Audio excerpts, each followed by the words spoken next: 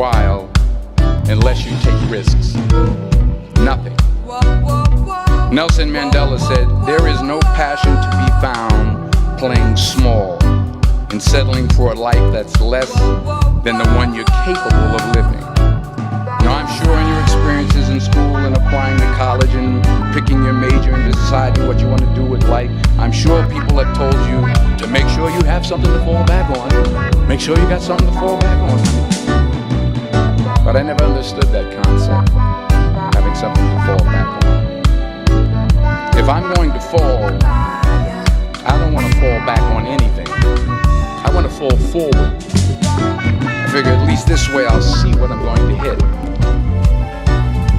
Without consistency, you'll never finish. So do what you feel passionate about. Take chances. Don't be afraid to fail. There's an old IQ test with 9 dots, and you had to draw 5 lines with a pencil within these 9 dots without lifting the pencil. The only way to do it was to go outside the box. Don't be afraid to think outside the box. Don't be afraid to fail big, to dream big. But remember, dreams without goals are just dreams. Reggie Jackson struck out 2,600 times in his career, the most in the history of baseball. But you don't hear about the strikeouts. People remember the home runs. Fall forward. Thomas Edison conducted 1,000 failed experiments. Did you know that? I didn't know that. Because the 1,001st was the light bulb. Fall forward. Every failed experiment is one step closer to success. You've got to take risks, and I'm sure you've probably heard that before, but I want to talk to you about why that's so important. You will fail at some point in your life, accept it. You will lose. You will embarrass yourself. You will suck at something. There's no doubt about it. And I know that's probably not a traditional message for a graduation ceremony, but hey, I'm telling you, embrace it, because it's inevitable.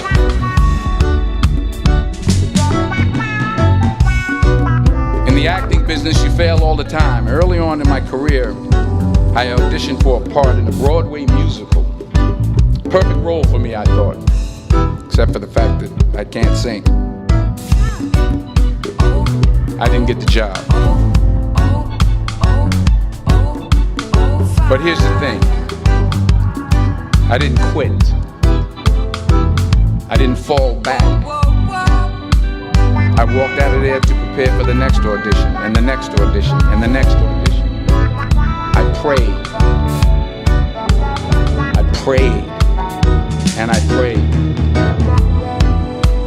But I continued to fail. But it didn't matter, because you know what? There's an old saying. You hang around the barbershop long enough, sooner or later you're going to get a haircut. So you will catch a break, and I did catch a break. Last year, I did a play called Fences on Broadway. But here's the kicker. It was at the Court Theater. It was at the same theater that I failed that first audition 30 years prior. The point is, every graduate here today has the training and the talent to succeed. But do you have the guts to fail? If you don't fail, you're not even trying. I'll say it again. If you don't fail, you're not even trying. To get something you never had, you have to do something you never did. So imagine you're on your deathbed, and standing around your deathbed are the ghosts representing your unfulfilled potential. The ghost of the ideas you never acted on. The ghost of the talents you didn't use. And they're standing around your bed, angry, disappointed, and upset.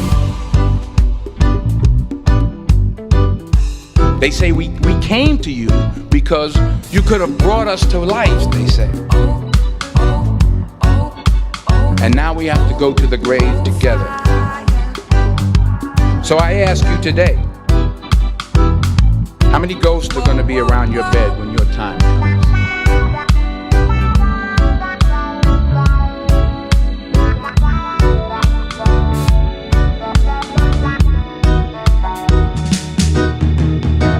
I just got back from South Africa. It's a beautiful country, but there are places there with terrible poverty that need help. And Africa is just the tip of the iceberg. The Middle East needs your help. Japan needs your help. Alabama needs your help. Tennessee needs your help. Louisiana needs your help. Philadelphia needs your help. The world needs a lot, and we need it from you. We really do. We need it from you young people. I mean, I'm not speaking for the rest of us up here, but I know I'm getting a little grayer. We need it from you, the young people, because remember this. You got to get out there. You got to give it everything you got, whether it's your time, your talent, your prayers, or your treasures. What are you going to do with what you have? I'm not talking about how much you have. Some of you are business majors, some of you are theologians, nurses, sociologists. Some of you have money, some of you have patience, some of you have kindness, some of you have love, some of you have the gift of long suffering. Whatever it is, whatever your gift is, what are you going to do with what you have? All right, now here's my last point about failure. Sometimes it's the best way to figure out where you're going. Your life will never be a straight path. I began at Fordham University as a pre-med student.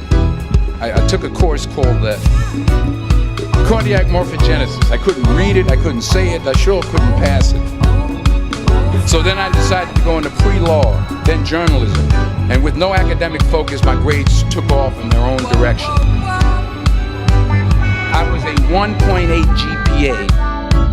And the university very politely suggested that it might be better to take some time off.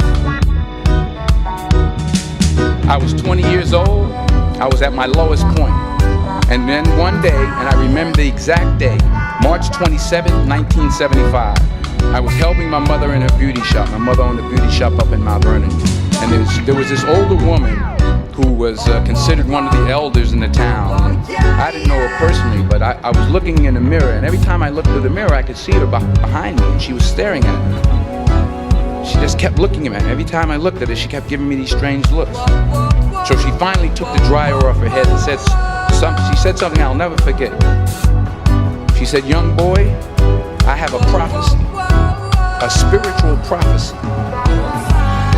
She said, "You are going to travel the world and speak to millions of people."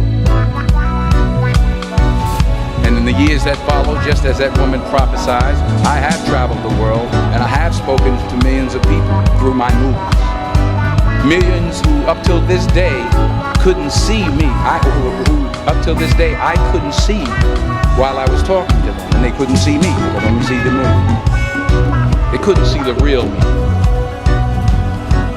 But I see you today, and I'm encouraged by what I see, and I'm strengthened by what I see. Because taking risk is not just about going for a job. It's also about knowing what you know and what you don't know. It's about being open to people and to ideas.